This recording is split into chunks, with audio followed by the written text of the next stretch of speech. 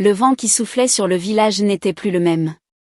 Autrefois, il portait des rumeurs empoisonnées, des insultes chuchotées, des malédictions crachées à chaque pas de Naomi et de son fils.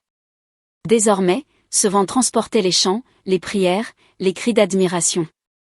Le rejet avait changé de visage, là où la honte régnait, on célébrait maintenant la bénédiction.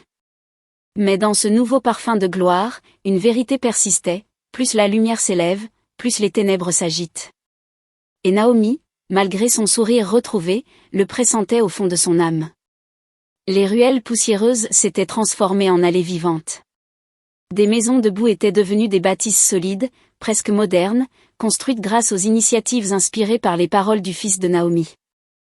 Les marchés prospéraient, les enfants riaient à nouveau, les anciens bénissaient son nom. Pourtant, au milieu de cette effervescence, certains visages gardaient une ombre. Derrière les acclamations, des murmures circulaient, est-ce vraiment Dieu? Peut-on croire qu'un rejeté porte une telle puissance? Ce doute, invisible mais tenace, était une fissure qui annonçait déjà la tempête. Naomi observait tout cela avec des yeux pleins de larmes. Non pas des larmes de douleur, mais des larmes d'émerveillement et de crainte mêlées. Elle se souvenait de ces nuits passées sur une natte humide, serrant contre elle un enfant rejeté. Et maintenant, cet enfant, son fils, était devenu la voix que des foules entières attendaient. Les mêmes lèvres qui l'avaient maudit criaient désormais, « Béni soit le Fils de la lumière ». Et pourtant, dans ce bouleversement, Naomi savait que les cœurs sont volatiles. Le peuple peut adorer un jour et crucifier le lendemain. Les chants du dimanche emplissaient l'église jusqu'à déborder dans les rues. Mais dans les regards qui se levaient vers l'autel, il y avait plus que de la ferveur, il y avait aussi de la curiosité, parfois de la jalousie, et chez certains, une peur grandissante.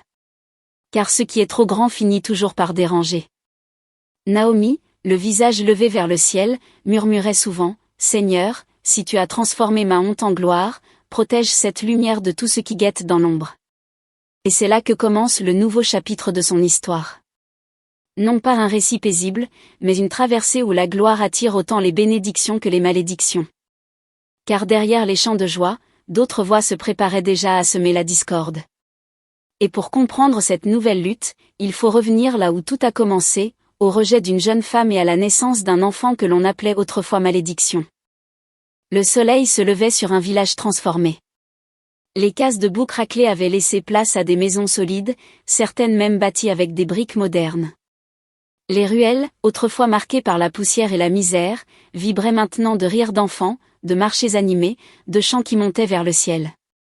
Au centre de ce renouveau, il y avait une voix, celle du fils de Naomi. Chaque sermon attirait des foules si nombreuses que les bancs de l'église ne suffisaient plus. Des hommes se tenaient debout aux fenêtres, des femmes restaient assises par terre, juste pour entendre un mot, une phrase, un souffle de ses lèvres. Le nom de celui que l'on appelait jadis, enfant du péché, dépassait désormais les frontières du village. On venait de loin, de régions entières, pour écouter ses paroles. Les étrangers, curieux et intrigués, arrivaient vêtus de pagnes colorés, certains même en habits occidentaux, carnet en main pour prendre des notes. Cet homme a une sagesse qui dépasse son âge, disait-il. Des bâtisseurs offraient leur aide, des commerçants faisaient des dons, et peu à peu, des bâtiments modernes surgirent, une école, un dispensaire, des points d'eau construits au nom de cette nouvelle lumière.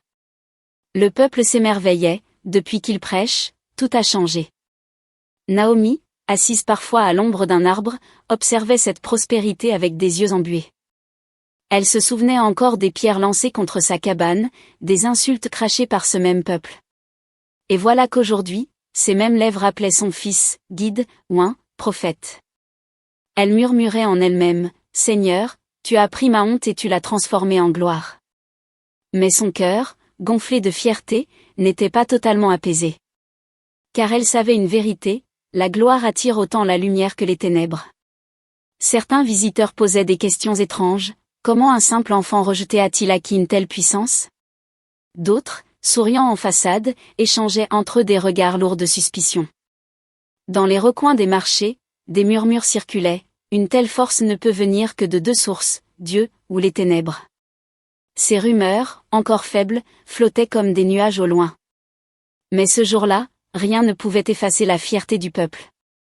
Les tambours résonnaient, les danses s'élevaient en l'honneur de celui qu'il disait « choisi ».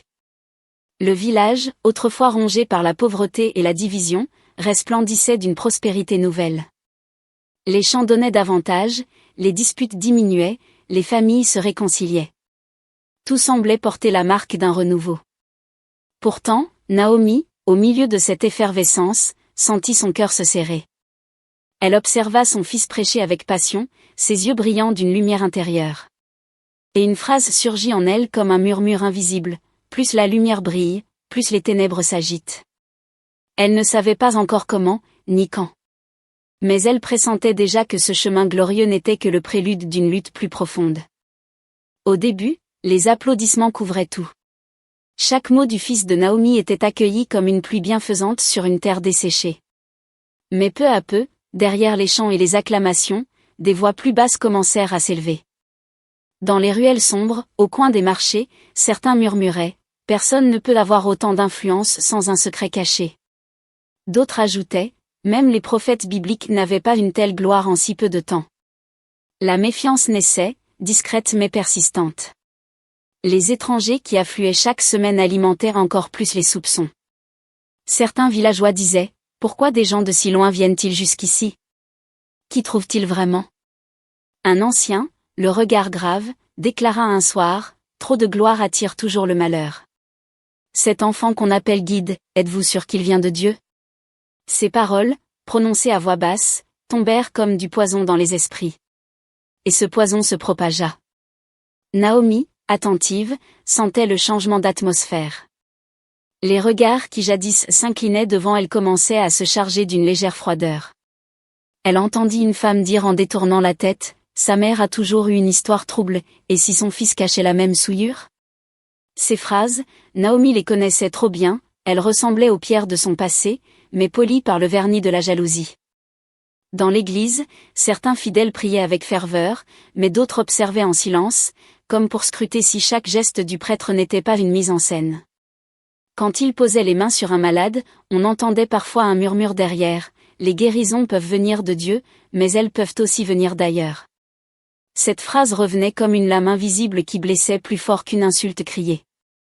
Un soir, après un long sermon, Naomi remarqua que des hommes se tenaient en retrait, bras croisés, le visage fermé. Ils ne chantaient pas, ne priaient pas. Ils se contentaient de fixer son fils avec un mélange de méfiance et de défi. Elle sentit une sueur froide parcourir son dos. Car elle reconnaissait ce regard, c'était celui du doute qui précède toujours la trahison. La jalousie s'installa aussi parmi les proches.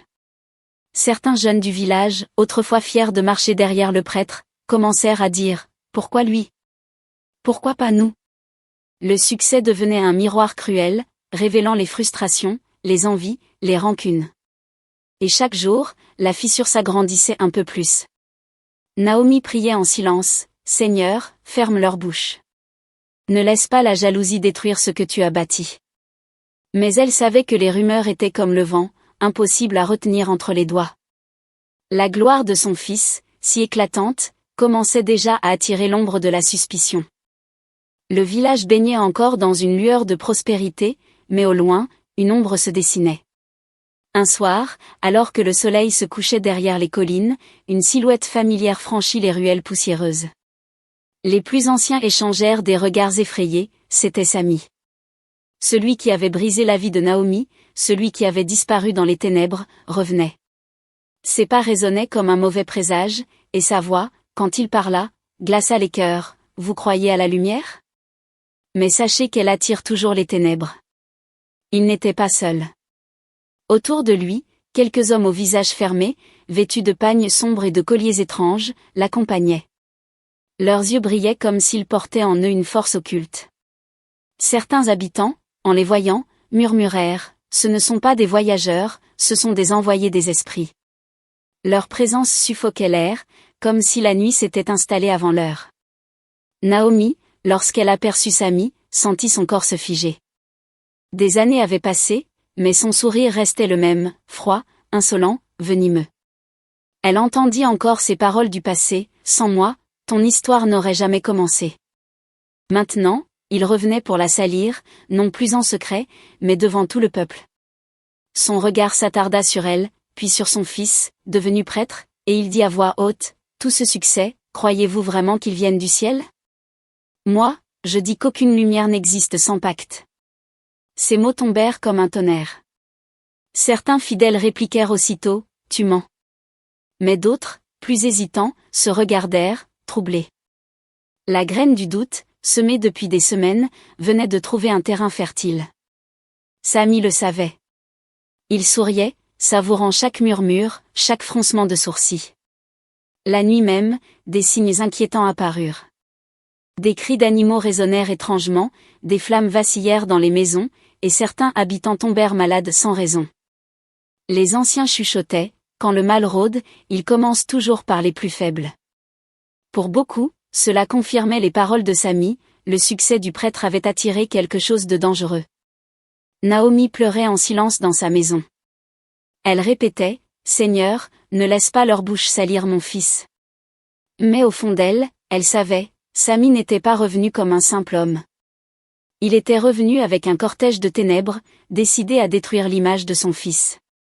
Dans l'église, le prêtre, son fils, se leva avec calme et dit, « Ce que Dieu a bâti, aucun homme ne pourra le détruire. » Mais même dans sa voix assurée, Naomi perçut une tension nouvelle. Car plus la lumière brillait, plus l'ombre se faisait menaçante. Le lendemain de l'arrivée de Samy, le village n'était plus le même. Les ruelles bruissaient de chuchotements, les places se remplissaient de discussions enfiévrées. Là où régnait hier l'unité, s'installait aujourd'hui un doute corrosif. Certains continuaient à proclamer haut et fort, « Le fils de Naomi est un homme de Dieu. » Nous avons vu les malades guérir, les cœurs s'apaiser, les familles renaître. Mais d'autres, le regard dur, répliquaient, « Trop de gloire attire toujours le malheur. » Et si ces miracles n'étaient qu'un piège? La fracture se dessinait dans les visages. À l'église, les bancs n'étaient plus remplis comme avant, un côté priait avec ferveur, l'autre restait figé, les bras croisés, observant chaque geste avec méfiance.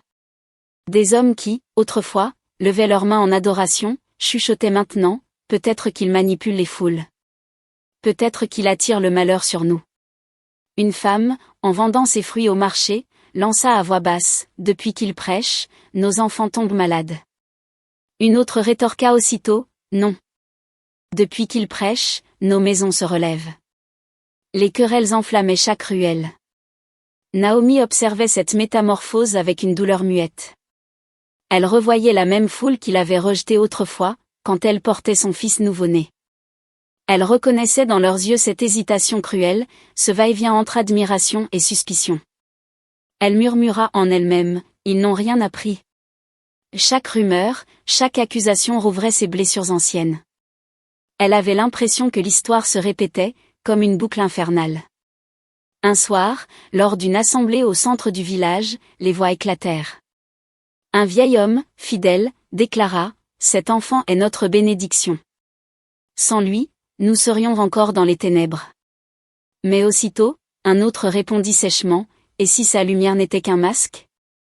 Même le diable se déguise en ange. » La foule s'agita, partagée entre cris de soutien et murmures venimeux. Les torchers vacillaient dans la nuit comme pour refléter l'instabilité des cœurs. Naomi, debout parmi eux, sentait son cœur saigner. Elle voulait crier, « Regardez ce qu'il a fait pour vous. » Mais sa voix se perdit dans le tumulte. Ses yeux croisèrent ceux de son fils, assis à l'écart. Son regard restait calme, mais ses mâchoires serrées trahissaient une tension intérieure. Il savait que l'épreuve n'était pas seulement extérieure, elle se jouait désormais dans les âmes de son propre peuple. Alors que les débats s'enflammaient, Samy, tapi dans l'ombre, souriait. Son plan fonctionnait, il n'avait pas besoin de détruire le prêtre par la force. Il lui suffisait d'empoisonner les cœurs. Et à voir le village se déchirer ainsi, il savait que sa victoire approchait.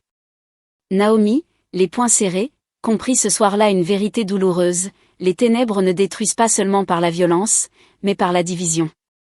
Et devant cette fracture, elle sentit remonter une vieille peur, et si son fils, malgré sa foi, se retrouvait isolé, abandonné par ceux qu'il était venu sauver? La vieille femme, celle qui avait autrefois rejeté Naomi à la porte du couvent, marchait désormais dans le village avec un fardeau invisible. Les villageois la regardaient, certains avec mépris, d'autres avec une froide indifférence. Voilà la mère de celle qui a enfanté dans la honte, chuchotait-il encore, comme si la gloire du petit-fils n'avait pas suffi à effacer leurs souvenirs. Chaque mot frappait son cœur ridé comme un marteau. Elle avait cru que le temps couvrirait sa faute de silence, mais au contraire, le passé revenait la hanter avec plus de force. Ses pas la conduisirent jusqu'à l'église. Elle s'assit discrètement au dernier banc, le dos courbé, comme si elle voulait disparaître. Devant elle, son petit-fils prêchait avec une lumière éclatante. Ses paroles faisaient vibrer la foule, mais dans le cœur de la vieille femme, une autre voix résonnait, celle du jour où elle avait crié à Naomi, « Tu nous as déshonorés ». Cette phrase, qu'elle croyait oubliée, revenait chaque nuit troubler son sommeil. Elle se couvrait le visage de ses mains ridées et murmurait, « Seigneur, comment réparer une telle blessure ?» Mais les villageois ne lui laissaient aucun répit. Une femme s'approcha d'elle un matin et dit avec amertume, « Si Naomi a souffert, c'est à cause de toi. Si ton petit-fils porte aujourd'hui tant de haine sur ses épaules, c'est parce que tu l'as laissé naître dans la honte. » Ces paroles la transpercèrent. Elle comprit alors que, même dans la gloire actuelle de sa famille, certains continuaient à la voir comme la racine du malheur. Elle portait une croix qu'elle croyait effacée, mais qui pesait plus lourd que jamais. La nuit, seule dans sa case, elle sanglotait en silence. Elle revoyait le visage jeune de Naomi, suppliant d'être accueillie, et ses propres yeux froids refusant ce pardon. Elle murmurait dans l'obscurité, « Je l'ai rejetée quand elle avait besoin de moi. Je l'ai condamnée alors que j'aurais dû la couvrir. » Chaque mot était un aveu, chaque larme une confession muette. Pourtant, au matin, elle devait affronter les regards du peuple, ces mêmes regards qui la jugeaient désormais non seulement comme une mère dure, mais comme la femme qui avait semé la douleur. Un jour, alors qu'elle passait devant le marché, un vieil homme l'arrêta brusquement, « Maman de Naomi, n'oublie pas que tout ce qui est arrivé a commencé par ton rejet. » Sa voix résonnait comme un jugement public. Elle ne répondit pas. Ses lèvres tremblaient, mais aucun son ne sortit. Elle reprit sa marche, courbée, sentant le poids de chaque accusation comme une pierre de plus ajoutée sur son dos. Le soir venu, elle se rendit au bord de la rivière. Elle se regarda dans l'eau sombre et murmura, « Suis-je condamnée à porter cette faute jusqu'à ma mort ?» Son reflet tremblait sous ses larmes. Et dans ce miroir fragile, elle vit non pas seulement une vieille femme, mais l'image d'une mère déchirée entre la honte et le désir de rédemption. Le village, autrefois pacifié par les sermons du fils de Naomi, commençait à frissonner sous une atmosphère lourde et incompréhensible. Des bruits de fièvre s'élevaient la nuit, des enfants tombaient soudainement malades sans cause apparente. Les guérisseurs traditionnels affirmaient que l'air était empoisonné, mais personne ne pouvait expliquer l'origine de ces maux. Chaque événement semblait ajouter une pierre à un édifice invisible, une inquiétude collective que nul ne pouvait ignorer. Un soir, une éclata sur la place du marché pour une simple poignée de maïs. Les voix montèrent, les coups suivirent, et bientôt le sang coula sur la poussière sèche. Les anciens, choqués, secouaient la tête, « Jamais nous n'avons vu tant de haine pour si peu. » Les villageois murmuraient entre eux, « Depuis que ce garçon a pris la place de guide, les esprits s'agitent. » Cette phrase répétée comme un refrain empoisonnait les ruelles et s'insinuait dans les foyers. Puis vint l'incendie. Une nuit, sans lune, les flammes dévorèrent brusquement une grange remplie de récoltes. Aucun feu n'avait été allumé à proximité, aucune torche n'avait été oubliée. Pourtant, la paille s'embrasa comme si une main invisible l'avait enflammée. Les villageois, rassemblés devant le brasier, ne voyaient pas seulement un accident, ils y lisaient un signe. Et déjà, les mots se propageaient, « Trop de gloire attire la jalousie des esprits.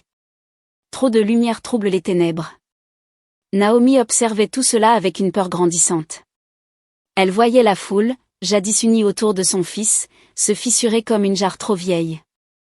Les visages qu'il avait salués hier détournaient aujourd'hui les yeux, comme si la honte revenait hanter sa maison.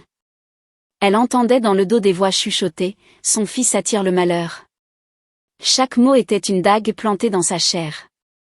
Elle serrait les poings et murmurait dans ses prières, « Seigneur, protège-le, car je sens l'ombre se lever à nouveau. » Certains, plus hostiles, allaient jusqu'à accuser directement, « Cet enfant n'est pas seulement une bénédiction, il est aussi une menace. » Des voisins affirmaient avoir vu des ombres rôder autour de la maison de Naomi la nuit, silhouettes indistinctes qui disparaissaient dès qu'on tentait de s'approcher. Ces histoires, qu'elles soient vraies ou inventées, alimentait l'inquiétude générale. Même les plus fidèles commençaient à douter. Au marché, une femme cracha en direction de Naomi et lança « Trop de gloire pour un seul homme finit toujours en ruine ». La vieille mère sentit son cœur trembler. Elle se rappela les paroles de Sami, « La lumière attire toujours les ténèbres ». Tout en elle pressentait que ces calamités n'étaient pas de simples accidents, mais les signes d'une guerre invisible, une guerre qui se préparait contre son fils. Cette inquiétude, comme un nuage noir, s'installait peu à peu dans le ciel du village. Et dans le silence des nuits troublées, Naomi savait qu'il ne s'agissait que du commencement. Le jour était tombé, mais la petite église du village brillait de torchers et de chants. Les bancs de bois craquaient sous la foule compacte, rassemblés pour écouter une nouvelle prédication du fils de Naomi. Les visages, tendus par les rumeurs des derniers jours, oscillaient entre foi et inquiétude. Dans cette atmosphère lourde, chacun cherchait une réponse à ses peurs. Mais nul ne s'attendait à ce qui allait se produire. Soudain, les portes s'ouvrirent avec fracas. Sami apparut, vêtu d'un pagne sombre et d'un manteau poussiéreux. Son regard brûlait de défi. Un silence brutal tomba dans l'assemblée. Ses pas résonnaient sur le sol, chaque bruit frappant comme une provocation. Arrivé devant l'autel, il leva la voix, « Cet homme que vous appelez prêtre n'est pas ce qu'il prétend être. » Les cris étouffés fusèrent.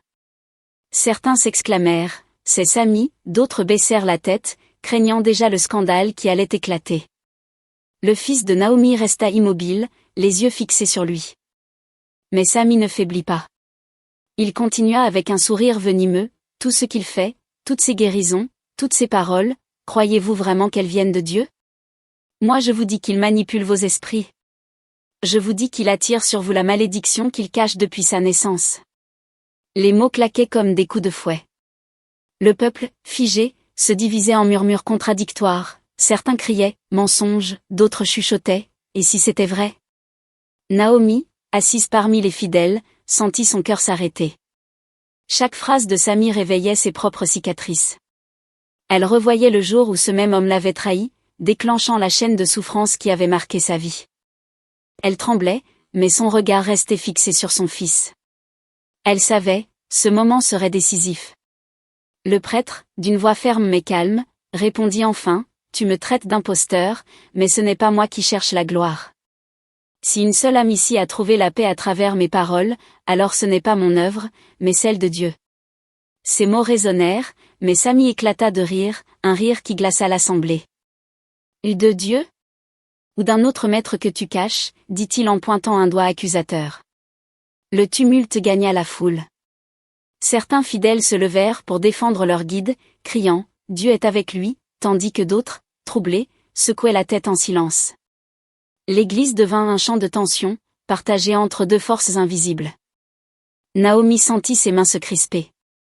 Elle comprit que la bataille ne se jouait plus seulement dans les mots, mais dans les cœurs. Et que si la vérité ne s'imposait pas rapidement, le peuple risquait de sombrer dans la division la plus dangereuse. Dans ce silence brisé par les clameurs, une seule certitude dominait, l'affrontement entre la lumière et les ténèbres venait de s'exposer au grand jour. Et ce n'était que le début. Naomi sentit que le silence de l'assemblée était plus lourd que n'importe quelle insulte. Les mots de Sami résonnaient encore dans l'air, comme une flèche plantée dans le cœur du peuple. Certains hochaient la tête avec méfiance, d'autres baissaient les yeux, incertains. Et là, au milieu de cette tension qui menaçait d'éclater, elle se leva. Une femme qu'on avait jadis traitée de maudite, une mère qu'on avait rejetée comme une lépreuse, se dressa devant toute la foule. Ses mains tremblaient, mais sa voix, quand elle s'éleva, surprit tout le monde, claire, ferme, vibrante d'une autorité que personne ne lui connaissait. « Cet enfant que vous voyez, dit-elle en montrant son fils, est celui que vous appeliez malédiction. Vous m'avez craché au visage, vous m'avez chassé comme une bête, vous avez dit, cette femme n'a plus de place parmi nous.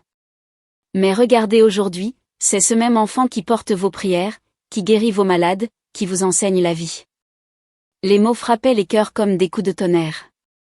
Certains pleuraient déjà, d'autres détournaient le regard, incapables de soutenir la vérité de son témoignage. Sami fronça les sourcils, son sourire insolent vacillant un instant. Mais Naomi continua, plus forte encore, « Vous avez dit qu'il était le fils du péché. Moi aussi je l'ai cru. J'ai pleuré des nuits entières, croyant avoir enfanté une honte. Mais Dieu a écrit droit avec mes erreurs.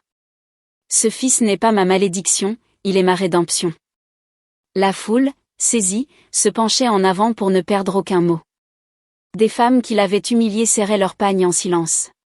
Des hommes, autrefois ses bourreaux, baissaient la tête devant elle. Puis elle tourna son regard directement vers Samy. Ses yeux brillaient d'une intensité que même la peur n'arrivait pas à éteindre. « Toi, Samy, tu m'as brisé. Tu as laissé mon nom couvert de honte, tu as ri de ma douleur. Mais sache-le, ce que tu as détruit, Dieu l'a reconstruit plus fort. Tu croyais éteindre une flamme, tu as allumé un feu. » Chaque mot frappait Samy comme une gifle publique. La foule retenait son souffle, comme si ce duel verbal dépassait la simple querelle, c'était la vérité contre le mensonge, la lumière contre l'ombre. La voix de Naomi trembla enfin, mais non de peur, d'émotion. Elle leva les mains vers le ciel et dit d'une voix vibrante, « Je rends gloire à Dieu qui a transformé ma honte en témoignage. Si vous doutez encore de mon fils, regardez ma vie. Car je suis la preuve vivante que la lumière triomphe de l'ombre. » Alors, des cris jaillirent dans l'assemblée. Certains applaudirent, d'autres pleurèrent. Le peuple, déchiré par les accusations, sentait ses certitudes vaciller. Mais Samy, la mâchoire crispée, ne recula pas.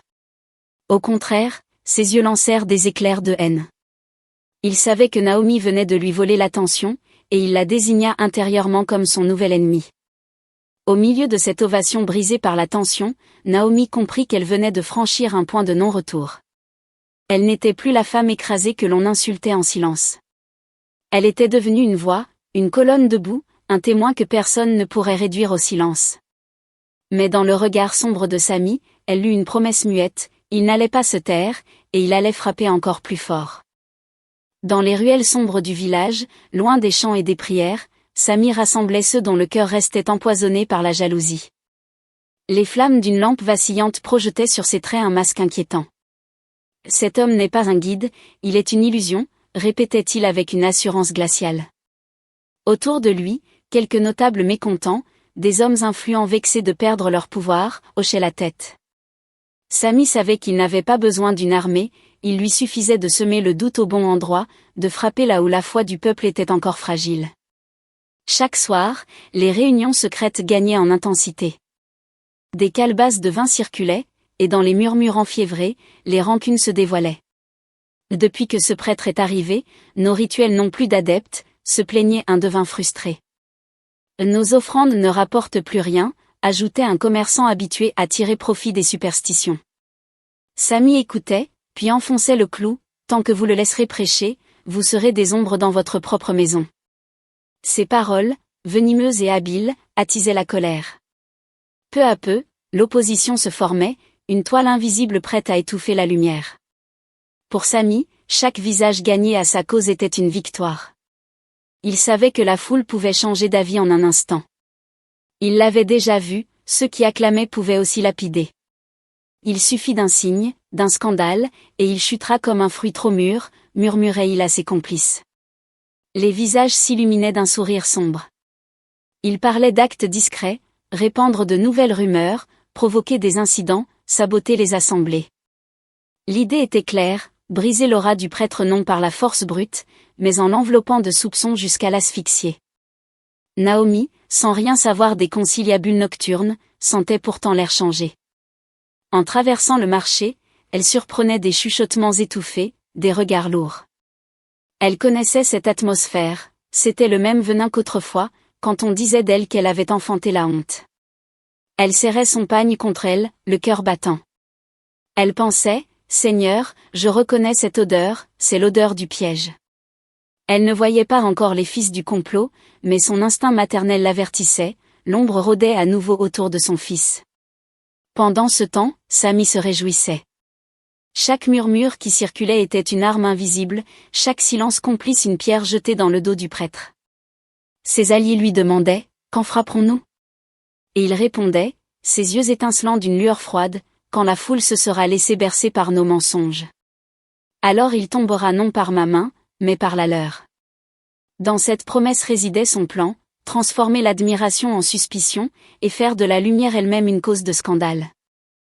Les notables du village, vêtus de boubous riches et ornés de bijoux étincelants, s'avancèrent vers le jeune prêtre avec des sourires calculés. « Tu as la voix qui captive les foules, lui dirent-ils, et la sagesse qui pourrait guider toute une nation. Mais adoucis ton discours. Trop de vérité dérange. » Sur la table devant lui, ils déposèrent des sacs de pièces, des tissus rares, et la promesse d'un poste honorifique auprès des autorités.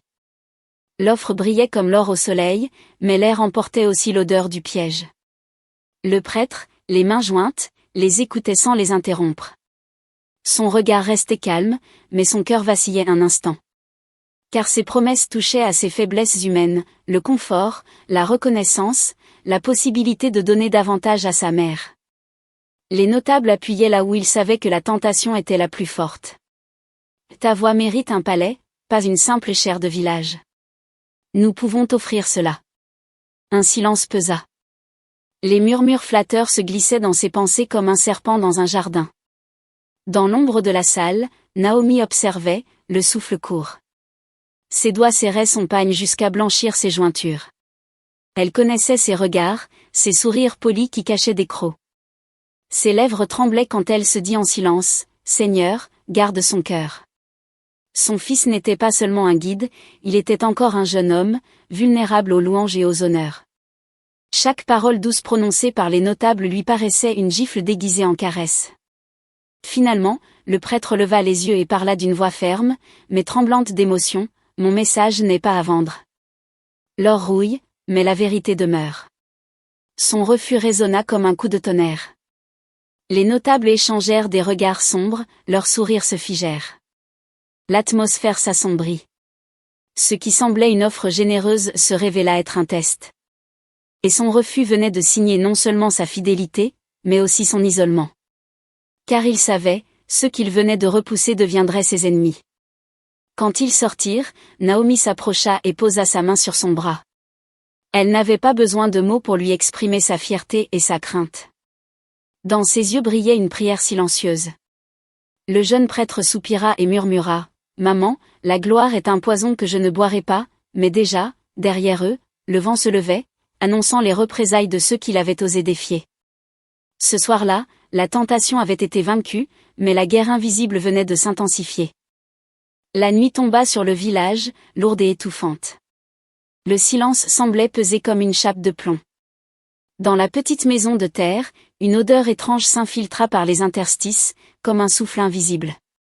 Les chiens du voisinage se mirent à hurler en chœur, leurs cris glaçants résonnant dans l'obscurité. Naomi sentit son cœur se serrer. Elle savait. Ce n'était pas une nuit comme les autres. Les ténèbres frappaient à leur porte. Un courant d'air fit vaciller la flamme de la lampe, projetant sur les murs des ombres qui semblaient danser avec malveillance. Le jeune prêtre, jusque-là vigoureux, fut soudain pris de vertige. Son front se couvrit de sueur, et ses mains tremblaient comme sous un poids invisible. Il tenta de prononcer une prière, mais sa voix se brisa, étranglée dans sa gorge. Naomi accourut, posa sa main sur son épaule brûlante et sentit la fièvre monter comme une braise dévorante. « Et Seigneur !» murmura-t-elle, la panique au ventre. Ses yeux cherchaient une explication humaine, mais son âme savait que ce mal n'était pas de chair ni de sang. Quelque chose d'invisible venait de frapper. Dehors, un bruit sourd retentit. Des pas lourds, mais impossibles à situer. Naomi se précipita vers la porte, mais il n'y avait personne. Seulement la poussière, seulement le vent qui faisait claquer les volets. Pourtant, elle avait senti des regards, des présences tapies dans l'ombre. Elle entendit même un rire bref, étouffé, comme un écho venu d'ailleurs. Son sang se glaça. Elle se rappela les paroles de Sami, la lumière attire toujours les ténèbres. Et ce soir, ces ténèbres réclamaient leur dû.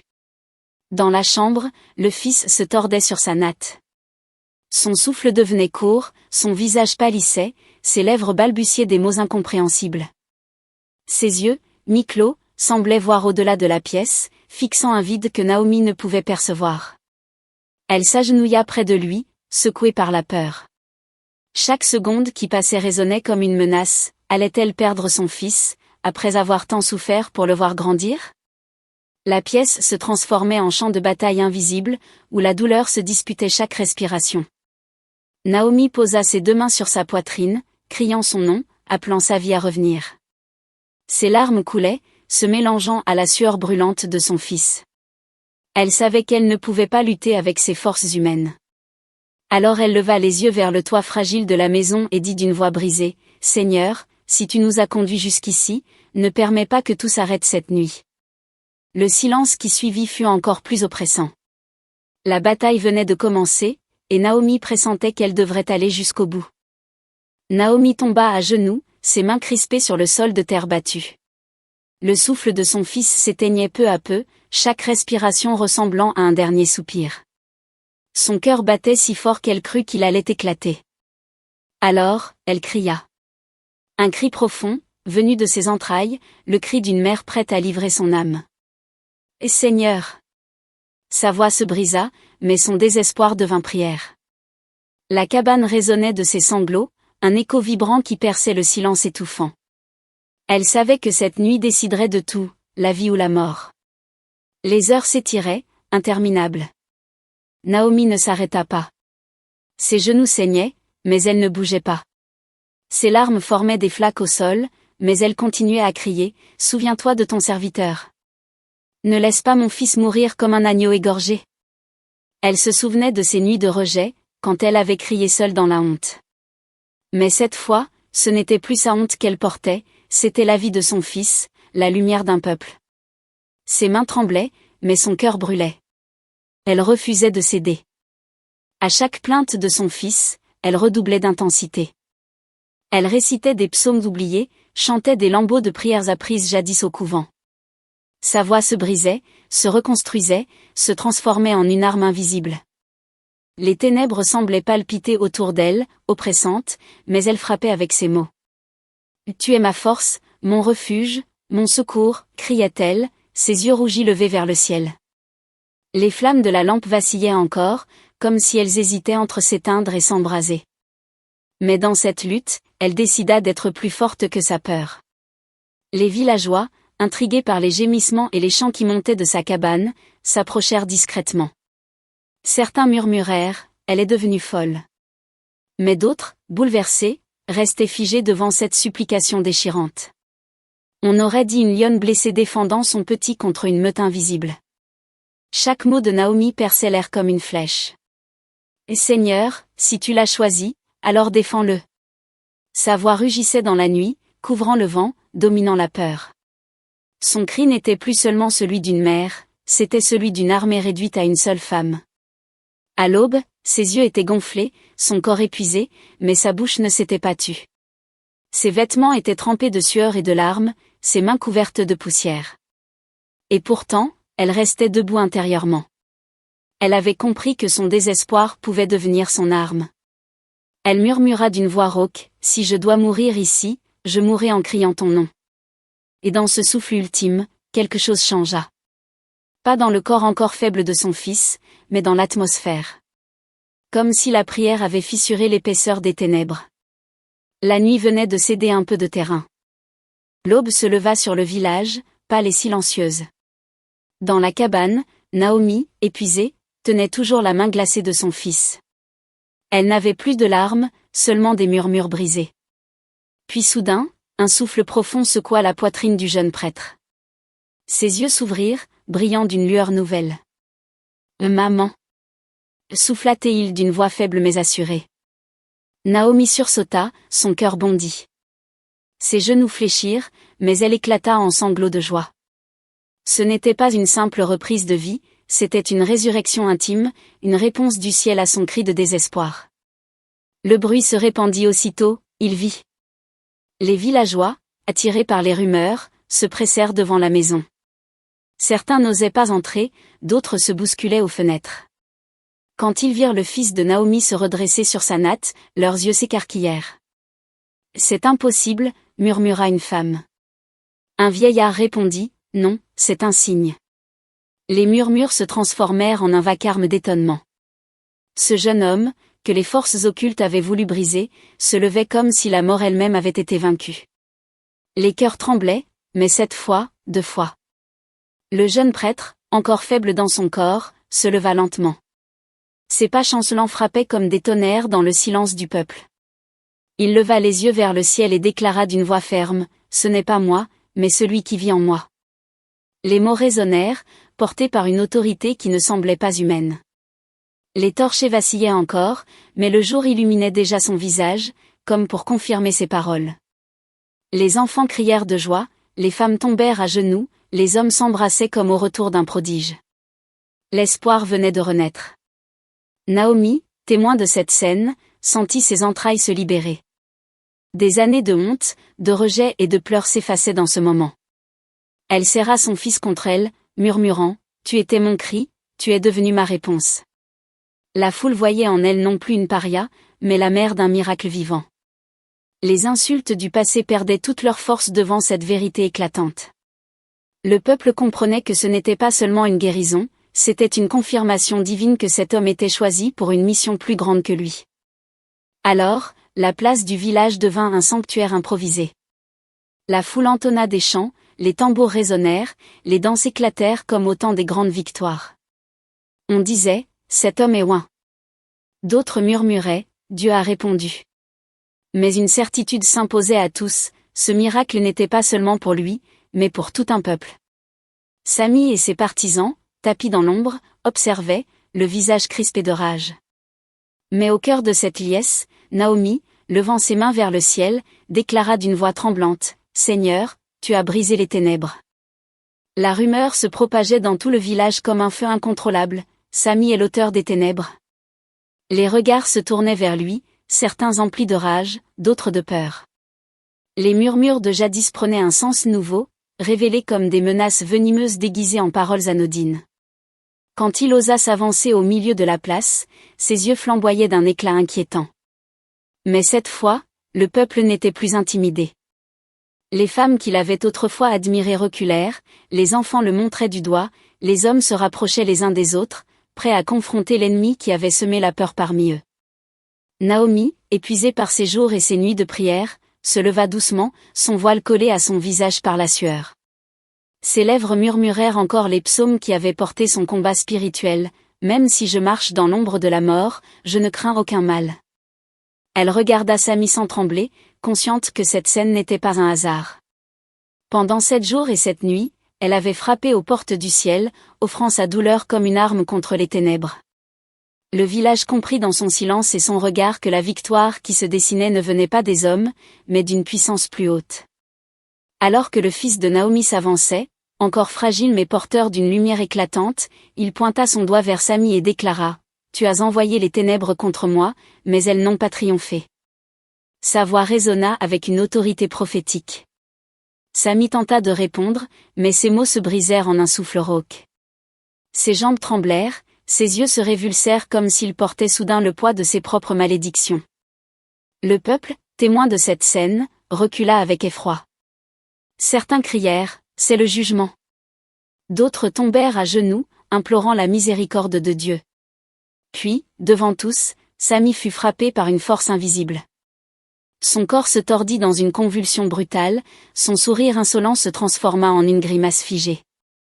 Il s'écroula sur le sol, inerte. Le silence fut total, seulement brisé par le crépitement des torchers et le souffle du vent nocturne. Personne n'osa s'approcher immédiatement. Chacun comprenait que ce n'était pas la main d'un homme qui avait agi, mais un jugement tombé d'en haut. Le peuple vit alors dans cette mort soudaine la confirmation que l'occultisme, même le plus puissant, ne pouvait résister à la lumière de la foi. Naomi tomba à genoux, levant ses mains vers le ciel. Des larmes brûlantes roulèrent sur ses joues alors qu'elle murmurait, « Seigneur, tu as entendu mon cri. Tu as mis fin aux ombres. » Le peuple reprit ces paroles dans un cœur vibrant, les voix se mêlant en un chant d'allégresse. Ce soir-là, le village tout entier comprit que la haine, la jalousie et l'occultisme avaient été vaincus non par la force des hommes, mais par la persévérance d'une mère et la mission divine de son fils. Sami, celui qui incarnait l'ombre du passé, venait de disparaître définitivement. Une page se tournait, et plus rien ne serait jamais comme avant. Le lendemain du jugement, le village se réveilla dans un silence étrange, comme si la terre elle-même retenait son souffle. Les traces de la nuit dramatique étaient encore visibles, les torchers consumés, les nattes retournées, les visages marqués par l'effroi et la stupeur. Mais une paix nouvelle flottait dans l'air. Au centre de la place, Naomi, encore affaiblie par ses jours de jeûne, se tenait debout, entourée du peuple. C'est alors qu'une silhouette hésitante avança, sa mère, le visage creusé par les années, les yeux baignés de larmes. Elle s'approcha à pas lents, comme écrasée par le poids d'un passé qu'elle ne pouvait plus fuir. Naomi sentit son cœur se serrer. Devant elle, cette femme n'était plus l'autorité sévère qu'il avait rejetée, mais une vieille mère brisée, qui tremblait de honte. La foule observait, retenant son souffle. La mère tendit ses mains calleuses et murmura d'une voix tremblante, « Ma fille, pardonne-moi. J'ai laissé la honte me guider plus que l'amour. » Ces mots, que Naomi avait rêvé d'entendre depuis tant d'années, résonnèrent en elle comme une délivrance. Mais avec eux, la douleur du souvenir revenait aussi, les nuits glacées d'abandon, les insultes, les portes fermées. Ses larmes montèrent, et un silence lourd envahit la place. Le jeune prêtre, son fils, s'approcha doucement et posa sa main sur l'épaule de sa grand-mère. Son regard était ferme, mais empreint de compassion. « Grand-mère, dit-il, nous ne sommes plus esclaves d'hier. La honte ne définit pas notre avenir. » Ces paroles simples frappèrent le cœur de la vieille femme. Elle tomba à genoux devant lui, sanglotant, « Pardonne-moi, enfant. J'ai maudit sans savoir que tu étais la lumière que Dieu avait préparée. » Les femmes du village pleuraient en silence, touchées par cette scène. Les hommes détournaient la tête pour cacher leurs larmes. Alors, Naomi fit un pas en avant. Ses mains tremblaient, mais sa voix se fit claire. « Maman, je t'ai haïe, je t'ai maudite dans mon cœur. Mais aujourd'hui, je choisis de ne plus rester prisonnière. Je te pardonne. » Un cri d'émotion traversa la foule. La vieille mère éclata en sanglots et s'effondra dans les bras de sa fille. Les deux femmes restèrent enlacées, leurs larmes se mélangeant comme pour effacer des années de blessures. Le peuple, témoin de ce miracle silencieux, comprit que ce n'était pas seulement une réconciliation familiale, c'était la guérison d'une lignée, la réparation d'une histoire maudite. Le jeune prêtre leva alors les mains vers le ciel et déclara, « Aujourd'hui, Dieu a restauré ce que la honte avait détruit. » La foule répondit d'une seule voix, « Amen. » Des chants montèrent spontanément, les tambours résonnèrent, et le village entier célébra cette réconciliation. Les gens disaient, « Jadis, cette famille était notre honte, aujourd'hui, elle est notre fierté. » Pour la première fois depuis longtemps, Naomi sentit son cœur entièrement libre. En regardant sa mère et son fils, elle sut que la malédiction était rompue. Ce qui avait commencé par des larmes de rejet s'achevait par des larmes de grâce. Le soleil se couchait derrière les collines, peignant le ciel d'un rouge profond. Dans la petite église du village, désormais trop étroite pour contenir les foules, le silence régnait. Tous attendaient les paroles du jeune prêtre. Ses yeux, brillants mais graves, parcouraient l'assemblée. Son visage ne portait plus seulement la jeunesse de ses 25 ans, mais la marque d'une mission. « Mes frères, mes sœurs, commença-t-il d'une voix ferme, nous avons vu la honte se changer en gloire, et la lumière triompher des ténèbres. Mais cette lumière ne peut pas rester enfermée entre ces murs. » Un frisson parcourut la foule. Naomi, assise au premier rang, observait son fils avec une fierté mêlée d'appréhension. Elle se souvenait du nourrisson qu'elle avait bercé dans la boue, des insultes, des pierres, des larmes. Et le voilà, debout, annonçant qu'il devait partir au-delà des frontières. Son cœur vibrait d'un amour douloureux, elle voulait le retenir, mais savait au fond d'elle que son destin ne lui appartenait plus. Le peuple, lui, retenait son souffle. Certains chuchotaient, « Comment pourrions-nous le laisser partir ?» D'autres murmuraient déjà, « S'il a vaincu les ténèbres ici, peut-être sauvera-t-il d'autres peuples. » Le jeune prêtre continua, « Dieu ne m'a pas appelé pour un seul village, mais pour les nations. Je dois porter cette parole là où règnent encore les chaînes et la peur. » Sa voix tremblait d'une émotion contenue, mais ses yeux restaient déterminés. Alors qu'il parlait, des visages s'illuminèrent. Des hommes posèrent la main sur leur poitrine en signe d'adhésion, des femmes essuyèrent des larmes silencieuses. Le village entier comprenait que leur miracle n'était que le début d'une mission plus vaste. Mais l'ombre d'un vide commençait aussi à planer, que deviendrait-il sans lui? Naomi sentit ses mains trembler. Elle se leva lentement, avançant vers l'autel. Tous se turent. Sa voix, brisée par l'émotion, s'éleva. « Mon fils, je t'ai vu rejeter, j'ai porté ta douleur. Aujourd'hui, je vois que tu appartiens à plus grand que moi. Va. Si Dieu t'envoie, qui suis-je pour te retenir? Ces mots frappèrent le peuple comme une flèche. Certains éclatèrent en sanglots, d'autres acclamèrent. La vieille mère, autrefois si dure, posa à son tour sa main sur l'épaule de son petit-fils et murmura, « Va, et sois le témoin que je n'ai jamais su être. » Alors, la foule s'unit dans un chant puissant, comme une bénédiction collective. Le jeune prêtre leva ses mains vers le ciel et déclara, « Je pars, mais je laisse derrière moi une vérité, la lumière a vaincu les ténèbres ici, et elle vaincra ailleurs. » Les tambours résonnèrent, les voix montèrent, et la petite église devint le théâtre d'un au revoir solennel. Naomi, les larmes aux yeux, regardait son fils non plus comme l'enfant qu'elle avait sauvé, mais comme le guide que le monde attendait. Elle comprit, dans ce moment, que son rôle n'était pas terminé, elle avait donné un fils à Dieu, et ce fils allait porter la lumière plus loin que leurs rêves.